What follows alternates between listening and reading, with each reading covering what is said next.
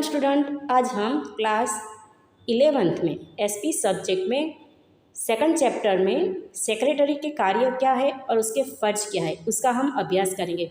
आपको पता ही है कि हर एक प्रकार की कंपनी जो होती है उसमें सेक्रेटरी का कार्य कैसा होता है, महत्वपूर्ण होता है।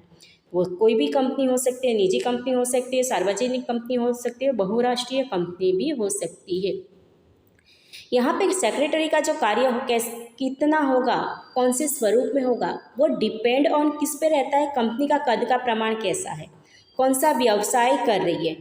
और नियुक्त जब कंपनी के सेक्रेटरी को नियुक्त किया जाता है तो उसके अंदर उसके अधिकार, कार्य और शर्त जो होती है उसके अनुसार उसके कार्य का अंदाज़ा हम लगा सकते हैं। जब नियुक्ति की जाती है तब कंपनी सेक्रेटरी को उसके कौन कौन से कार्य करने हैं उसका उनको बताया जाता है। यहाँ पे आपको कंपनी सेक्रेटरी के कार्य कौन कौन से होते हैं उसका हमें बताया गया है। जैसे कि कौन कौन से कार्य होते हैं सेक्रेटरी के, तो पहला कार्य क्या होता है उसका, कंपनी एक्ट के अनुसार, कंपनी एक्ट आपको पता ही है, उनके अनुसार अलग अलग प्रकार के क्या होते हैं उनको रिपोर्ट देना होता है। जैसे कि वार्षिक हिसाब, एनुअल रिपोर्ट देना होता है। जो भी सभा बुलाई जाती है उसका भी उनको क्या करना पड़ता है, रजिस्ट्रेशन या तो उसकी दस्तावेज प्रस्तुत करना पड़ता है। दूसरा है सेक्रेटरियल मापदंड, मतलब कि उन्होंने जो ज्ञान प्राप्त किया है उनके अंदर जो उनको सिखाया जाता है नीति नियम का, कौन कंपनी को कौन से नीति नियम का पालन करना चाहिए, उसके वो नीति नियम का पालन हुआ है, जो डॉक्यूमेंट भेजना है वो भेजे गए हैं, वो सब का उसको ध्यान रखना पड़ता है। फिर उसको जो भी जिम्मेदारी दी जाती है, फ़र्ज जो भी जिम्मेदारी दी जाती है उसको वो जिम्मेदारी निभानी होती है। तो यहाँ पे ये सेक्रेटरी के कार्य कैसे हुए, पूर्ण हुए।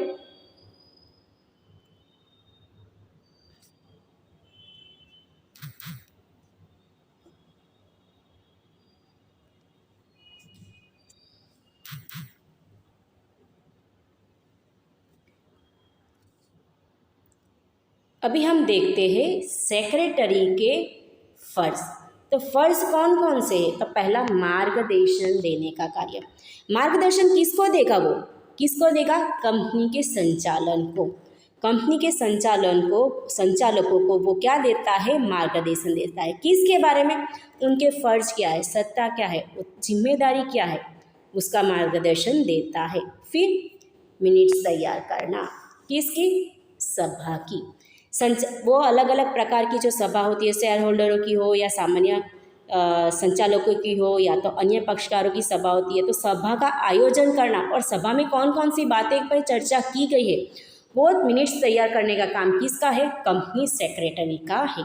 आगे देखते हैं थर्ड वाला पॉइंट, संचालक मंडल, सामान्य सभा, सरकार, अन्य सत्ताओं के पास से कंपनी कानून एक्ट की क्या लेनी पड़ती है, स्वीकृति लेनी पड़ती है। यहाँ पे कोई भी कार्य करते हैं तो कंपनी रजिस्ट्रार के सामने उसकी परमिशन लेनी पड़ती है, और परमिशन लेने का कार्य किसका है, कंपनी सेक्रेटरी का है। कंपनी कानून के अनुसार उसको जो भी जिम्मेदारी दी जाती है वो जिम्मेदारी को उसको पूर्ण करना पड़ेगा, और जो भी मंडल होता है वो मंडल के सामने उसका क्या करना पड़ेगा, प्रेजेंटेशन करना पड़ेगा। आगे है कंपनी को चलाने के लिए क्या करना, मददरूप बनना, किसको, बोर्ड ऑफ डायरेक्टर को। ठीक है, आगे देखते हैं कंपनी के संचालक मंडल की कंपनी सही तरीके से चले इसलिए उनको क्या करना, गाइड करना। कंपनी एक्ट के अनुसार उसको सारे अपने फर्ज को क्या करना पड़ेगा, पूर्ण करना पड़ेगा। फिर आगे का टॉपिक देखते हैं कि संचालक के मंडल के द्वारा, यहाँ पे जो सेक्रेटरी होता है वो संचालक मंडल के अधीनस्थ होता है। संचालक मंडल, बोर्ड ऑफ डायरेक्टर जो भी निर्णय लेते हैं वो निर्णय या तो जो भी कार्य सौंपते हैं वो कार्य करने की जिम्मेदारी किसकी होती है, यहाँ पे कंपनी सेक्रेटरी की होती है। अब हम सेक्रेटरी की सत्ता, अधिकार कौन कौन से हैं, मर्यादा कौन सी है, उत्तरदायित्व कौन सा है, उसका हम अभ्यास करेंगे। कंपनी एक्ट के अनुसार सेक्रेटरी को कौन सी अधिकार दिया जाना है वो कैसा है, तय किया जाता है। और यदि कंपनी को इस प्रकार का चेंजेस करना चाहती है तो कंपनी नियमन पत्र जो तैयार किया जाता है, जैसे आवेदन पत्र तैयार किया जाता है वैसे नियमन पत्र भी होता है जिसके अंदर नीति नियम होता है। यदि किसी प्रकार का इसके अंदर स्पेसिफाई नहीं किया गया है तो कंपनी एक्ट के अनुसार उसके अधिकार होते हैं। तो सबसे पहले हम क्या देखते हैं, उसके कौन कौन से अधिकार हैं। तो उसको क्या करवाना पड़ेगा, दस्तावेज पंजीकृत करवाना पड़ेगा, रजिस्ट्रेशन करवाना पड़ेगा कंपनी रजिस्ट्रार के सामने। किसके सामने, कंपनी रजिस्ट्रार के सामने। कौन से, स्थापना का प्रमाण पत्र, व्यवसाय प्रारंभ करने का प्रमाण पत्र, ये प्रमाण पत्र उसको क्या करना पड़ेगा, रजिस्ट्रेशन करवाना पड़ेगा। फिर अलग अलग विभाग के जो खाते होते हैं उनको ध्यान में रखना, उनका देखरेख करना और नियंत्रण करना। जैसे कि हिसाबी विभाग है तो उसका हिसाबी विभाग का क्या करना, नियंत्रण रखना। फिर आगे है शेयर के रिलेटेड कार्य करना, आवंटन करना, शेयर की किस्त एकत्रित करनी, जब्ती का कार्य, शेयर का हस्तांतरण, ये सारे कार्य करने का भी कार्य कंपनी की सत्ता की तरफ से उसको क्या करना है, हस्ताक्षर करना है। क्योंकि यहाँ पे ये जो दस्तावेज है ये वो डॉक्यूमेंट पे कंपनी तो या तो संचालक मंडल साइन नहीं करेगा, लेकिन उसकी परमिशन किसको दी गई है, कंपनी सेक्रेटरी को दी गई है। फिर आगे का पॉइंट है पत्र व्यवहार। अलग अलग पक्षकार होते हैं उनके साथ पत्र व्यवहार करने का कार्य भी कौन करेगा, कंपनी सेक्रेटरी करेगा। जैसे कि शेयर होल्डर है, डिबेंचर होल्डर है, बैंक है, गवर्नमेंट है, उनके साथ पत्र व्यवहार किया जाता है। या तो कोई वस्तु या तो कच्चा माल लेनदार होते हैं, देनदार होते हैं, तो इन लोगों से साथ पत्र व्यवहार करने की अधिकार भी किसका है, कंपनी सेक्रेटरी का है। यहाँ पे कंपनी सेक्रेटरी वो मालिक नहीं है, लेकिन कैसा है, एक कंपनी एजेंट के स्वरूप में वो कार्य करता है। फिर कंपनी के संचालक क्या करे, संचालक के अंडर जो भी कार्य दिया जाए और वो कार्य करे तो उत्तरदायित्व कौन बनेगा, तो कौन बनेगा, उसके लिए संचालक मंडल बनेंगे, कंपनी सेक्रेटरी नहीं।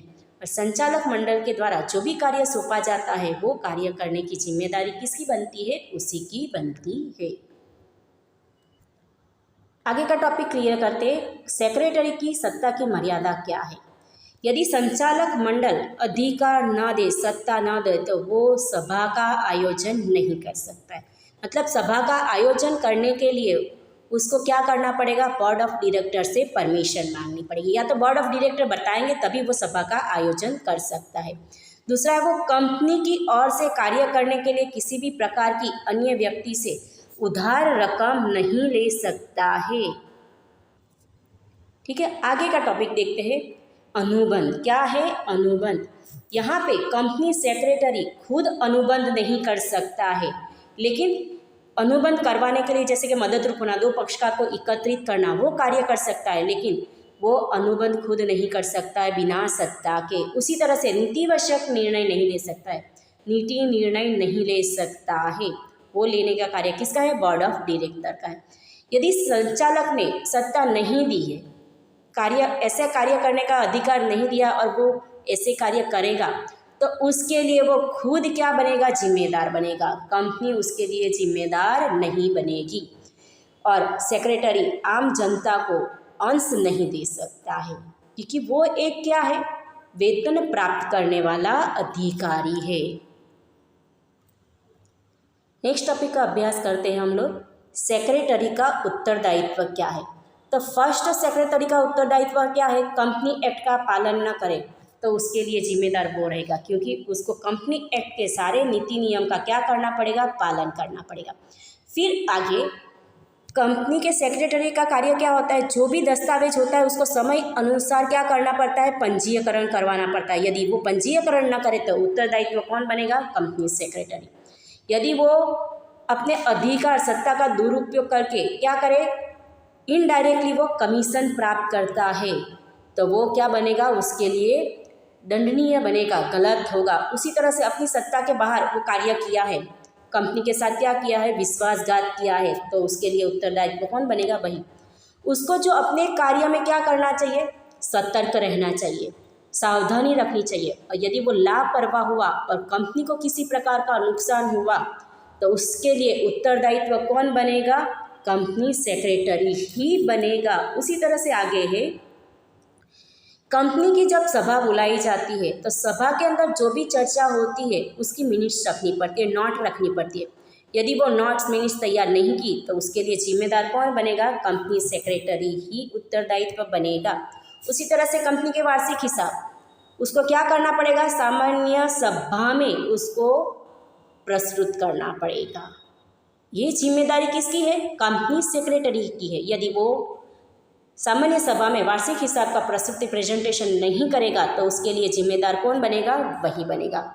उसी तरह से यदि कंपनी का सेक्रेटरी दस्तावेज में अयोग्य परिवर्तन करे, मतलब उसकी अधिकार में नहीं आता है, सत्ता में नहीं आता है, तो किसी कारण से किसी प्रकार की जिम्मेदारी उपस्थित होती है तो जिम्मेदार कौन बनेगा?